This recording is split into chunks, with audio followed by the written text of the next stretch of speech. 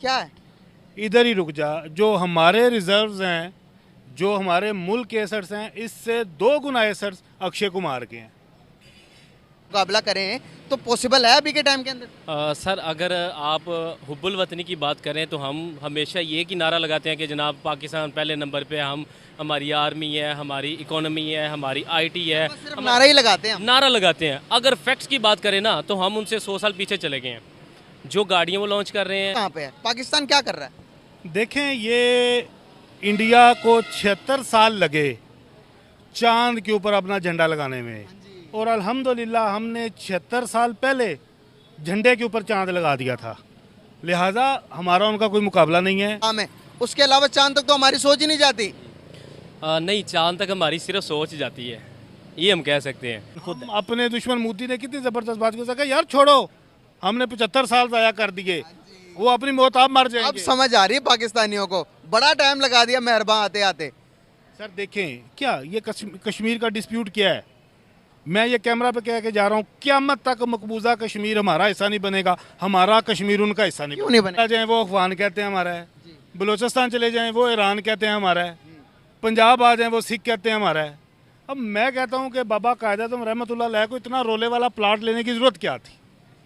वो खुद तो हमें दे के 1 साल बाद अल्लाह के पास चले गए हैं। अस्सलाम वालेकुम। जी वालेकुम अस्सलाम। अस्सलाम वालेकुम। वालेकुम सलाम। सर कैसे हैं आप? जी अल्हम्दुलिल्लाह। नाम आपका? अली जाफरी एडवोकेट। सर आपका नाम? तलहा गफूर। जबरदस्त हो गया सर। एक बहुत बड़ी न्यूज़ देता जाऊं सर, इंडिया चंद्रयान पर लैंड कर चुका, चांद पर उनका मिशन कंप्लीट हो गया सर। वो पूरी दुनिया उनको मुबारकबाद दे रही है, इंडिया को वाह वाही कर रही है, नरेंद्र मोदी की तारीफें हो रही हैं सर। इन सब के बीच में पाकिस्तान कहाँ पे है? पाकिस्तान क्या कर रहा है? देखें, ये इंडिया को 76 साल लगे चांद के ऊपर अपना झंडा लगाने में, और अल्हम्दुलिल्लाह हमने 76 साल पहले झंडे के ऊपर चांद लगा दिया था। लिहाजा हमारा उनका कोई मुकाबला नहीं है। अगर आपको नहीं यकीन तो अभी चलें मेरे साथ वागा, टांग देख लीजिएगा। अगर हमारी टांग उनसे इतनी ऊपर ना हुई तो बात कीजिएगा, चांद पे जाना कौन सा बड़ी बात। यार क्या आपने क्या क्या अच्छे तरीके से बात की है, ज़बरदस्त हो गया यार। एक मुल्क है जो चांद पर जाने की कोशिश कर रहा है, चांद पर चला भी गया, दुनिया का चौथा बड़ा मुल्क बन गया, साउथ पोल पर जाने वाला पहला मुल्क बन गया, और यहाँ पर हम क्या कर रहे हैं मुझे तो ये नहीं समझ में आ रही। और हमारे फवाद चौधरी साहब का बयान आता है, चांद को नीचे से देख सकते हो तो ऊपर जाने की क्या ज़रूरत है। इस तरह के हमारे पास टेक्नोलॉजी साइंस के मिनिस्टर्स होंगे तो क्या लगता है कि आपको हमारा फ्यूचर कैसा है? देखिए मेरी बात सुने, आप चांद के ऊपर गए हैं, वहाँ पे जाके आपने क्या कर लिया? इतना पैसा आपने $1 बिलियन लगा दिए और थोड़ी देर वहाँ पे स्टे किया और वापस आ गए। हमारे आप बैरिया टाउन देखें, हमारे आप DHA देखें, हमारे आप इस तरह के कितने प्रोजेक्ट्स हैं हमारे, देखें ना। हमारी तरजीहात कुछ और हैं, ये साइंटिफिक चीज़ें हैं, ये साइंसदान, ये हमारा, हम प्रॉपर्टी डीलर हैं, हमारा मुल्क प्रॉपर्टी डीलरों का है, और अल्हम्दुलिल्लाह हम अपने मिशन में कामयाब हैं। और कब तक खाते रहेंगे ज़मीनों को बेच कर, प्रॉपर्टी बनाकर? जब तक ये पूरा मुल्क नहीं बिक जाता। जब तक हमारे ज़मीर नहीं जाग जाते। सर आज चंद्रयान के लैंड करने के साथ ही इंडिया आने वाले 1 महीने के बाद वो ऐलान करेंगे कि भाई 3rd लार्जेस्ट इकोनॉमी बनेगा। हमारे यहाँ पर फॉरेन रिजर्व, हमारी इकोनॉमी के हालात क्या है? इधर ही रुक जा। जो हमारे रिजर्व्स हैं, जो हमारे मुल्क के एसेट्स हैं, इससे 2 गुना एसेट्स अक्षय कुमार के हैं। इससे 2 गुना ज़्यादा असासाजात अक्षय कुमार के हैं। क्या बात करते हैं, आप कहाँ पे स्टैंड कर रहे हैं? हम तो अल्लाह की मदद के तहत चल रहे हैं। ये मुल्क हमारा बना था ला इलाहा इल्लल्लाह के नाम पे, तो वही ला इलाहा इल्लल्लाह हमें चला रहा है। अदरवाइज़ जो हमारे मुल्क के अजीम के साथ हुआ है, ये इसी बेचारे की हिम्मत है कि ये सर्वाइव कर रहा है। सर यही बात हम करते हैं। आपने देखा कि 71 में हमसे बांग्लादेश छिन गया, अल्लाह ताला भी उसी की मदद करता है जो अपनी मदद आप करता है। अगर देखें ना, अल्लाह ताला ने हमें मुल्क बना के दे दिया, बनाया तो हमने अपनी मेहनत से ही है ना। अल्लाह ताला ने इंसान, हमने जो मेहनत की अल्लाह ताला ने हमें वो दिला दिया। अगर मेहनत नहीं करेंगे, जिस तरह के हालात चल रहे हैं, आप देख रहे हैं कि सिंध के अंदर क्या हो रहा है, आप देख रहे हैं कि बलूचिस्तान के अंदर क्या हो रहा है, इस तरह से हमारा पाकिस्तान आपको टुकड़े होते हुए नजर नहीं आ रहा अगर कोशिश नहीं करते। देख मेरी बात सुन, सिंध वाले महाजर कहते हैं हमारा है, कश्मीर इंडिया कहता है हमारा है, हमारा KP चला जाए वो अफगान कहते हैं हमारा है, बलूचिस्तान चले जाएं वो ईरान कहते हैं हमारा है, पंजाब आ जाएं वो सिख कहते हैं हमारा है। अब मैं कहता हूं कि बाबा कायदे रहमतुल्लाह अलैह को इतना रोले वाला प्लाट लेने की ज़रूरत क्या थी? वो खुद तो हमें दे के 1 साल बाद अल्लाह के पास चले गए हैं, और जिस आज़ादी के नाम पे हमें ठगा जा रहा है 76 सालों से, एक ज़मीन का टुकड़ा आज़ाद हुआ है, सिर्फ एक ज़मीन का टुकड़ा। हम आज भी कैद हैं। हम इंशाल्लाह जिस तरह के हमारे रवैये हैं, हम आने वाले 100 साल भी कैद हैं। हम आज़ाद कौम नहीं हैं। हम अपनी मर्ज़ी से बात नहीं कर सकते, हम अपनी मर्ज़ी से वोट नहीं डाल सकते, हम अपनी मर्ज़ी से किसी मूवमेंट का हिस्सा नहीं बन सकते। क्या क्या आज़ादी है? ये हमारे बेसिक राइट मैंने आपको बता दिए हैं। हम तो कहते हैं 1947 को हम आज़ाद हुए हैं। ज़मीन का टुकड़ा एक आज़ाद हुआ था। हम कल भी गुलाम थे, हम आज भी गुलाम हैं। इंडिया आज़ाद है इंडिया 100% आज़ाद है, कैसे? 110%। हमसे 5 गुना बड़ा है वो, हमसे ज़्यादा गुर्बत है वहाँ पे, लेकिन उन्होंने मर्सिडीज़ अपनी बना ली है, उन्होंने आईफोन अपना फैसला बना बना लिया है। लिया। और हम कहाँ पे हैं? साड़ी लत उत्ते। वो बाबे वाली एक कहावत है कि साडा बाबा उत्ते, बस वही, हमारा बाबा ऊपर है बस, और हमारा कुछ भी नहीं है। हमने सिर्फ 40 करोड़ रुपए का एक झंडा लगाया है, जो सिर्फ हमने झंडा हिलेगा तो अवाम उसके नीचे इधर दौड़ेगी, उसके साए के नीचे कभी इधर लहराएगा तो इधर अवाम दौड़ेगी। हमने सिर्फ यही दिखाना था, हम इतना की गए हैं आगे, इससे ज़्यादा नहीं हमें आगे देखो बढ़ मैं एक बात बोलूँ, एक बंदे ने एक यहाँ पे स्लोगन दिया है, हकीकी आज़ादी। मैं कहता हूँ कि 76 सालों में आप फ्री ना उस बंदे के ऊपर, उस बंदे का विजन देखें कि ये स्लोगन 100% दुरुस्त है, हकीकी आज़ादी।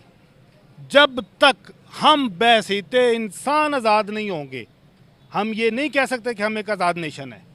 आज़ाद नेशन जो होती है उनके अपने राइट्स होते हैं, उनके राइट्स को कोई भी बंदा नहीं तोड़ सकता, और हमारा कोई हक ही नहीं है, हमारा कोई राइट ही नहीं है। जिसका दिल करता है, हमें जैसे दिल उसका करता है हमें ठोक देता है, और हम ठुकने के बाद कहते हैं शुक्र है या अल्लाह थोड़ा ठुके हैं।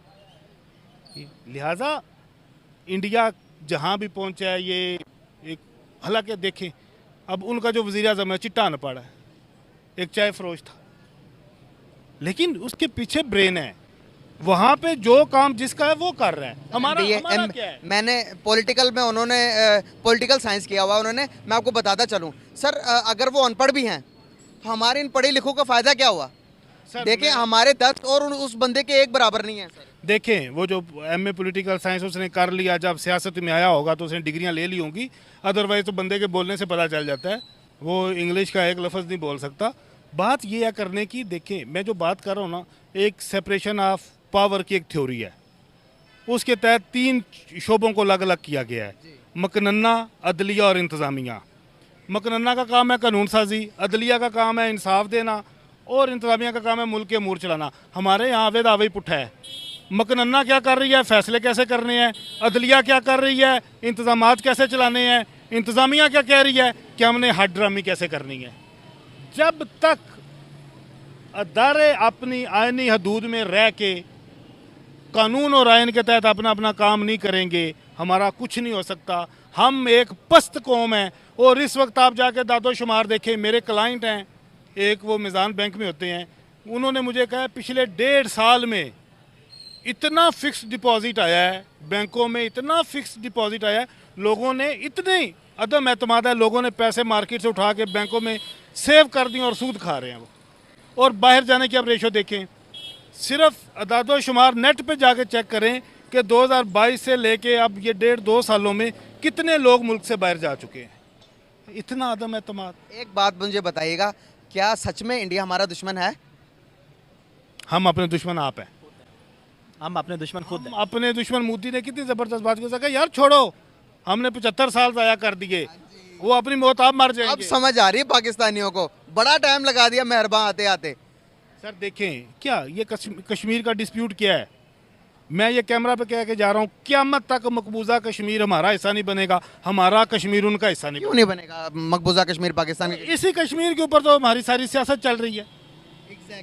ठीक है, बात ये है कि देखें, आप बेहतरीन जो लीडर होते हैं उनका विजन क्या होता है? आप बैठे इंडिया के साथ, उन्हें बोले यार वो -50 डिग्री सियाचन पे अपने फौजी मार रहे हो, हमारे मार रहे हो, खाली करो। सिविलाइज्ड मुआशरों की तरह एक लाइन लगा दो, ये तुम्हारा ये हमारा, इधर से उठाओ। ये जो असलों के ऊपर इतना लगाते हो आप, इस दफ़ा पाकिस्तान का बजट है 1500 अरब और हमारा डिफेंस बजट है 1604 अरब, यानी 25 करोड़ लोगों को खाने पीने के लिए उतने पैसे नहीं चाहिए जितने हमें हमारी हिफाजत के लिए चाहिए। भाई किधर तो खतरा है सानू, ਸਾਡੇ ਕੋਲੋਂ ਕਿਸੇ ਨੇ ਕੀ ਲੈਣਾ ਹੈ? ਸਾਡੇ ਤੇ ਹਮੇਸ਼ਾ ਜੀ ਯਹੂਦੀ ਏਜੰਡਾ जी मर्जी हमारे ऊपर, वो साढ़े जो किसी ने लेना की है। इंग्लैंड में जाके हिंदू वजीर आजम बन गया, ठीक है, स्कॉटलैंड में मुसलमान बन गया, वो उनको कुछ नहीं होता। इंडिया में मुसलमान सदर है, उनको कोई नहीं, ना उनको मुस्लिम लॉबी कुछ कहती है। हमारा इधर जनाब अगर एक आप वजीर लगा देना किसी और मज़हब का, तो हमारे ऊपर जनाब वो लॉबी, यहूदी लॉबी, ये जो हमारी एक मज़हब की तो बात तो अलग है सर। हम अपने में लड़े हुए हैं, शिया सुन्नी, सुन्नी शिया करके तो अभी तक में फंसे हुए हैं। हम इन चक्करों से बाहर नहीं आ रहे। दुनिया साइंस को अलग रखती है। अभी मैं आपको लास्ट पे एक बात बताऊं, जिसने पाकिस्तान का जो स्पेस एजेंसी थी वो इंडिया से पहले बनी थी। डॉक्टर अब्दुल सलाम के साथ क्या किया हमने अपने साइंसदानों के साथ क्या किया? जिसने हमें एटम बम बना के दिया, हमने उस बंदे के साथ क्या किया? बताएं। जब इस तरह करेंगे तो इस मुल्क में साइंसदान पैदा होंगे या फिर सारे जहाँ पर वो वाले पैदा होंगे कि जो आपने कायदे आज़म के साथ क्या किया था? आपने फातिमा जना के साथ क्या किया था? ओ भाई मेरी बात सुनो। अगले दिन मैं एक जगह पे देख रहा था, वो कहते हैं अगर आज इलामा इकबाल और कायदे आज़म होते तो किसी ना किसी केस में अंदर होते। हमारा ये हाल क्यों हुआ है? हमने कभी भी अपने मौसरों का शुक्रिया अदा नहीं किया, हमेशा अपने मौसरों को ठोका है। चाहे वो जना को ख़राब एम्बुलेंस भेज के, चाहे वो मादरे मिल्लत के ऊपर गद्दारी के इल्ज़ाम। अगर जिस मुल्क में फातिमा जना पे गद्दारी का लेबल लग सकता है, यहाँ पे कुछ भी हो सकता है। बहुत शुक्रिया वकील साहब, बहुत अच्छी तरह से आपने चीज़ों को एक्सप्लेन किया। बहुत अच्छा लगा आपसे बात करके। लेकिन एक बात मैं कहना चाहूँगा, हमारे मुआशरे को एजुकेट होने की ज़रूरत है, बहुत ज़रूरी है। हमारे मुआशरे की तरबियत होने की ज़रूरत है। हमें कभी मज़हब के नाम पे तकसीम करके लड़वाया जाता है, कभी सियासत के नाम पे तकसीम करके लड़वाया जाता है, कभी ज़ात और बरादरी के नाम पे तकसीम करके लड़वाया जाता है, कभी हमें हमारी ज़ाती जो हमारी एक इज़्ज़त नफ्स के मामलात हैं उनको जानबूझ के मजरू करके हमें आपस में लड़वाया जाता है। हमें तरबियत की ज़रूरत है। इस वक्त पाकिस्तानी कौम 24 करोड़ का मुल्क है, दुनिया के हम बड़े 10-12 मुल्कों में से एक मुल्क है। हम एटमी पावर हैं। हमें अगर हम खुददारी के साथ अपने पाँव पे खड़े हो जाएं और हम एक कौम होके हालात का मुकाबला करें तो हमारे मुल्क जैसा मुल्क ही कोई नहीं है। बिल्कुल सही बात है। बहुत शुक्रिया आपका वकील साहब। अस्सलाम वालेकुम। वालेकुम सलाम सर, कैसे हैं आप? अल्हम्दुलिल्लाह मैं ठीक। सर, नाम आपका? मोहम्मद इमरान मलिक एडवोकेट। ज़बरदस्त हो गया। एडवोकेट साहब हमारे साथ मौजूद हैं। सर, बात करने का पर्पस ये है कि आज कल की डेट के अंदर चंद्रयान 3 लैंड करता है चांद के अंदर, इंडिया अपना तिरंगा लहरा देता है चांद के ऊपर, दुनिया का चौथा बड़ा मुल्क, साउथ पोल पर जाने वाला पहला मुल्क बन गया जहां पर आज तक कोई कंट्री नहीं गया। इसी के साथ साथ अभी जो कि इंडिया के जो प्राइम मिनिस्टर हैं सर, वो मौजूद हैं इस टाइम अफ्रीका के अंदर मौजूद है। तो वो बता रहे थे कि कुछ टाइम के अंदर, न्यूज़ आ रही है, रिपोर्ट्स आ रही हैं, लेकिन मैं आपको बता रहा हूँ कि आने वाले 1 महीने के अंदर अंदर इंडिया दुनिया की 3rd लार्जेस्ट इकॉनमी बन जाएगा। और हम कहाँ रिलायबल कर रहे हैं, हम क्या स्टैंड कर रहे हैं, कहाँ पर हैं, क्या कर रहे हैं हम? बिस्मिल्लाहिर्रहमानिर्रहीम। सबसे पहले तो मैं ये कहूँगा कि हमारे मुल्क का जितना निज़ाम है वो सारा चेंज होने वाला है। इकोनॉमी में देख ले, टेक्नोलॉजी में देख ले, हमारा जो लॉ का सिस्टम है, बीइंग एडवोकेट, लॉ का सिस्टम है हमारा, वो पत्थर के ज़माने का है। और दूसरा, टेक्नोलॉजी बहुत ज़्यादा ज़रूरी है आज की ज़िंदगी में। हमारा जो फॉर एग्ज़ाम्पल कोर्ट्स की ले लें, हमारा जब तक इधर वकील पर्सनल अटेंडेंस में खुद केसेस में पेश नहीं होता तब तक उसके अटेंडेंस नहीं लगती, क्लाइंट्स को आना पड़ता है दूसरे डिस्ट्रिक्ट से। आईटी हमारी इस काबिल नहीं है कि हम ऑनलाइन इधर अपने केसेस को परसू कर सकें। अब इधर से हिसाब लगा लें कि पाकिस्तान आज के दौर में मॉडर्निज़म का जो दौर है वो किस तरह कम्पीट करेगा बाकी कंट्रीज़ को, ठीक है। अब इंडिया आगे चला गया, वो हमारे साथ ही आज़ाद हुआ है, वो हमसे कोई 100 साल पहले तो आज़ाद नहीं हुआ। ये तो हमारे जो थिंक टैंक्स हैं, जो रूल्स बनाने वाले हैं, जो हमारे बड़े जो लेजिस्लेशन पावर है जिनके पास, उनको सोचना चाहिए कि कौन से ऐसे फैक्ट्स और फिगर्स हैं जो हमारे इस रास्ते में जो हर्डल्स पैदा कर रहे हैं, प्रोग्रेस नहीं कर रहे, चाहे वो आईटी की फील्ड हो, इकोनॉमी की फील्ड हो, हमारा लीगल प्रोफेशन हो, या कोई भी किसी किस्म का भी कोई तरीकाकार है। और चौथी या लास्ट में सबसे बड़ी वजह ये कहूँगा, जो बेईमानी, करप्शन और बददियानती इस कौम की रगों के अंदर जो बस गई है ना, वो किसी चीज़ में भी तरक्की नहीं करने देगी। सर, क्या कहना चाहेंगे कि चांद पर गए वो चले? सर, टेक्नोलॉजी इतनी ज़्यादा एडवांस कर ली उन्होंने अपनी, क्या इस सब के बावजूद हम उनका मुकाबला कर सकते हैं? या अगर हम सोचें कि टेक्नोलॉजी में उनका मुकाबला करें तो पॉसिबल है अभी के टाइम के अंदर? सर, अगर आप हुब्बुल वतनी की बात करें तो हम हमेशा ये की नारा लगाते हैं कि जनाब पाकिस्तान पहले नंबर पे, हमारी आर्मी है, हमारी इकोनॉमी है, हमारी आईटी है, सिर्फ नारा ही लगाते हैं हम। नारा लगाते हैं। अगर फैक्ट्स की बात करें ना तो हम उनसे 100 साल पीछे चले गए हैं। जो गाड़ियाँ वो लॉन्च कर रहे हैं, जो आईफोन्स वो लॉन्च कर रहे हैं, जो टेक्नोलॉजी में आगे चले गए हैं, आईटी की फील्ड में आगे चले गए हैं। अभी रिसेंटली आप ये बता रहे हैं अभी कि वो तीसरी बड़ी इकोनॉमी जो पावर बनने जा रही है। इससे पहले देख ले, जब वो पाँचवीं बनी थी, हमने उनसे क्या सीखा है? हमारे नेबर्स हैं, वो हमसे कोई खलाई मखलूक तो नहीं है। उनके अंदर कौन सी ऐसी करेक्टरिस्टिक्स है, कौन सी ऐसी कोई बात है जो हमारे अंदर नहीं है? हम भी इंसान हैं, हमारे अंदर भी शऊर है, हम क्यों नहीं आगे बढ़ पा रहे? ये तो हमें अब खुद बीइंग इंसान, बीइंग ह्यूमन बीइंग, हमें सोचना चाहिए कि हम किधर खड़े हैं। अब ये है, बाकी आप इसमें अगर मज़ीद कुछ आप कहते तो मेरा नहीं ख्याल कि कोई बात इसमें है ऐसी जो मैं एक्सप्लेन कर सकता हूँ। हर बंदा जानता अपना एहतसाब करे कि किस मुकाम पे खड़े हम, हमारे अंदर काबिलियत नहीं है। आपको लगता है कि सिर्फ चांद पर जाना उनके लिए कितनी बड़ी कामयाबी? दुनिया को उन्होंने बता दिया कि भाई हमारे रॉकेट की रेंज चांद तक भी है, सर हम ये सब कुछ कर सकते हैं। हमें कहीं ना कहीं चाइना को भी बताया ना इंडिया ने कि भाई रॉकेट देखो, हमारे पास ये टेक्नोलॉजी है, तुम कहाँ सो रहे हो भाई, हम चांद पे जा रहे हैं। अभी तक हमारे पास जो हमारा स्पार्को है, स्पार्को जो हमारे पास जो स्पेस एजेंसी है सर, हमने आज तक सिर्फ और सिर्फ 2 मिसाइल्स भेजे हैं, बदर 1 बदर 2 खला में। उसके अलावा चांद तक तो हमारी सोच ही नहीं जाती। नहीं, चांद तक हमारी सिर्फ सोच जाती है, ये हम कह सकते हैं। बाकी हमारी सिर्फ बातें ही बड़ी बड़ी हैं, हमारा काम कोई बड़ा नहीं है। अगर है तो वो करके दिखाना चाहिए। हमारा सॉफ्ट इमेज है दुनिया में, हम ये बिल्कुल हम नेगलेक्ट नहीं कर सकते। पाकिस्तान का सॉफ्ट इमेज है, लेकिन अभी इस हवाले से आप देख ले, आज से कोई 10 साल पीछे 10 साल 20 साल पीछे चले जाए, तकरीबन कुछ ईमानदारी थी डिपार्टमेंट्स के अंदर। अब मैं तो वकील हूँ, मैंने तकरीबन मैंने जितने डिपार्टमेंट्स में फिरा हूँ उधर हर जगह बददियानती है। ठीक है, अब आईटी की फील्ड ऐसे होगा तो कैसे हम डायरेक्ट तरक्की करेंगे जी? कब बात कंप्लीट करें अपनी आईटी की फील्ड? अच्छा, आईटी की फील्ड में हम इंडिया से तो बहुत पीछे चले गए हैं, ये तो हमें एक्सेप्ट करना चाहिए। ये बिटर रियलिटी है, एक्सेप्ट करना चाहिए। फिर हमारी जो मिस्टेक्स हैं उनको ओवरकम करके फिर आगे एक्सेप्ट करेंगे तो आगे बढ़ेंगे। अगर हम अपनी गलती को एक्सेप्ट ही नहीं करते तो फिर हम उसको फर्दर उसको चेंज नहीं कर सकते, उसमें बेटरमेंट नहीं आ सकती जब तक एक्सेप्ट नहीं करेंगे। एक्सेप्ट करें, फिर उसमें जिधर हमारी वीकनेसेस है उनको ओवरकम करें, उसके बाद फिर हम आगे बढ़ेंगे, पॉलिश करें अपनी। आपको पता है चाइना और इंडिया की बनती नहीं आपस में। अफ्रीका के अंदर मैंने आपको बताया था समिट हो रही है, ब्रिक्स की समिट, और काफ़ी बहुत सारी तकरीबन 69 कंट्रीज वहाँ पर, सारे जितने भी बड़े लीडर्स हैं सब जमा होंगे वहाँ पर। चाइना ने इंडिया के प्राइम मिनिस्टर को स्पेशली बुलाया जब उनको पता चला कि चंद्रयान मिशन जो चांद पर उनका रोवर लैंड कर गया है सक्सेसफुली। तो उसने कहा कि भाई, चाइना के प्राइम मिनिस्टर ने कहा कि आए हम रूम में जाकर आपसे कुछ बात करनी है प्राइवेटली। आप मुझे बताएं कि 2 मुल्कों के दरमियान अभी लद्दाख का इतना बड़ा मसला चल रहा है, ट्रेड अभी तक उनके दरमियान बंद नहीं हुई। यहाँ पर हमारे और इंडिया के दरमियान जरा सी बात होती है, हम ट्रेड बंद करके बैठ जाते हैं। क्या कहना चाहेंगे? क्या हमारा दुश्मन इंडिया है या फिर हम अपने दुश्मन खुद बने हुए हैं? इसमें मैं ना एक चीज़ क्लियर कर दूं, सबसे बड़ा जो दुश्मन है ना इंसान, वो अपना खुद है। हाँ जी। खुद है। अब अगर हम कहते हैं ना कि चाइना हमारा दोस्त है, उनका दोस्त है, ये आप अपने जहन से निकाल दें। आज के दौर में ये जो है इकोनॉमी के दौर है, क्या वो एक पंजाबी की मिसाल है, जिंदी जेब पारी होंदी गल विच असर। ठीक है, आप अपने आप को इस काबिल करें कि लोग फ़ख्र महसूस करें आपके साथ फ्रेंडशिप करके।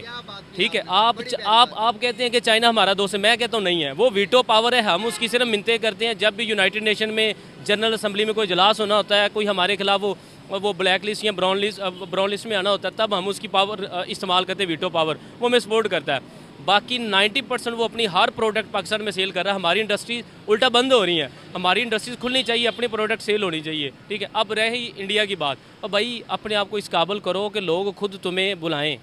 ठीक है, इंडिया वालों ने अपने आप को इस काबिल किया, जो दुश्मन है वो खुद सफ़ा अव्वल पे उसे ला रहा है, उसे मिल रहा है, उससे वो बाईलेटरल या ट्राईलेटरल या मल्टीलेटरल वो उससे एग्रीमेंट्स कर रहा है। ठीक है, अब पाकिस्तान को मुंह कौन लगाएगा? कभी भी भिखारी को कोई मुंह नहीं लगाता। हमें इस काबिल होना चाहिए, हमें इस काबिल होना चाहिए अपनी दुनिया की जो आलमी मंडी है उसमें या किसी भी प्लेटफॉर्म पे सबसे पहले अपनी इज़्ज़त को डेवलप करना है। बिल्कुल सही बात है। इज़्ज़त बनेगी, हमारी कोई रिस्पेक्ट ऑनर होगी, देन ही हमारी कोई बात होगी। तो आज के दौर में हम चाहे एटमी पावर बन गए, हम एटमी पावर बन के जी बड़ा कुछ क्या उखाड़ खाएंगे क्या हम? क्या नहीं, वो हम अपने अवाम को दे सकते हैं जो अभी भूखी मर रही है? हमारे बेसिक राइट्स है, हमारी एजुकेशन, हमारी हेल्थ, उसके बाद हमारी जो फ्रीडम है, लिबर्टी, हमारी फ्रीडम ऑफ स्पीच कह लें, कोई भी अगर ये हमारे पास नहीं है, बेसिक फंडामेंटल राइट्स नहीं है, तो मेरा ख्याल है कि मैं पेट से आगे सोच ही नहीं सकता। जब मुझे मेरी हेल्थ ही नहीं है, मुझे खाने के लिए कुछ नहीं मिल रहा, मुझे एजुकेशन जो है, जो एक बेसिक एजुकेशन है, जो एक स्टैंडर्ड किस्म की, वो हमें प्रोवाइड नहीं की जा रही। हम कैसे ये कंसिडर कर सकते हैं हमारे मुल्क से साइंटिस्ट निकलें, एक्सपर्ट इकोनॉमिस्ट निकलें, जर्नलिस्ट निकलें, या एक्सपर्ट जो लॉ मेकिंग ऑफिसर्स हैं वो निकलें? कैसे निकलेंगे? हमारे पास वो फंडामेंटल वो एजुकेशन ही नहीं है, वो बेसिक जो एक स्टैंडर्ड एजुकेशन है जो दुनिया जिसको लेके आगे चल रही थी। हमारा वही सिलेबस 10 साल पहले था, उससे पहले फिर वही था। हमारे अदालतों के निज़ाम देख लें, वही रटी रटाई, वही इन्वेस्टिगेशन आईओ ने करनी है। ये मैं थोड़ा सा टॉपिक से हट रहा हूँ, लेकिन इससे रिलेटेड है। अब मैं एक छोटी सी है, एक बिटर रियलिटी है कि एक आईओ ने, इन्वेस्टिगेटिंग ऑफिसर ने जो मिसल में लिख दिया, जज कहते हैं कि जी हम बाउंड नहीं है उनकी जो ओपिनियन लेने के, लेकिन 90% ऐसे ही होता है। जो आईओ ने लिख दिया, जज ने उसी को देख के जुडिशल माइंड अप्लाई करना है और बंदे को गिल्टी डिक्लेयर कर देना। मतलब आपका ये सारा बताने का पर्पस है कि कोई रूल एंड जंगल का कानून है, हर तरफ जिधर को जोर लग गया। एक ना जर्नल सी एग्जांपल है कि लॉ एग्जिस्ट नहीं करता जब तक वो उसके ऊपर अमल पजीर ना हो, वो एग्जीक्यूशन ना हो, लॉ इन्फोर्समेंट ना हो, दैन मीन को वो लॉ है ही नहीं है। आप डिनाई कर रहे हैं। अब देखिए, घोड़े की पहचान उसकी रेस से है। ये कैसे हो सकता है कि घोड़ा रेस कर ही नहीं सकता, भाग ही नहीं सकता, और फिर भी वो घोड़ा कहला रहा है मैदान में? बहुत शुक्रिया वकील साहब, बहुत ज़बरदस्त। ठीक है, ये बात है। बहुत ज़बरदस्त, बहुत अच्छा लगा आपसे बात करके। Very nice talk with you. बहुत ज़बरदस्त।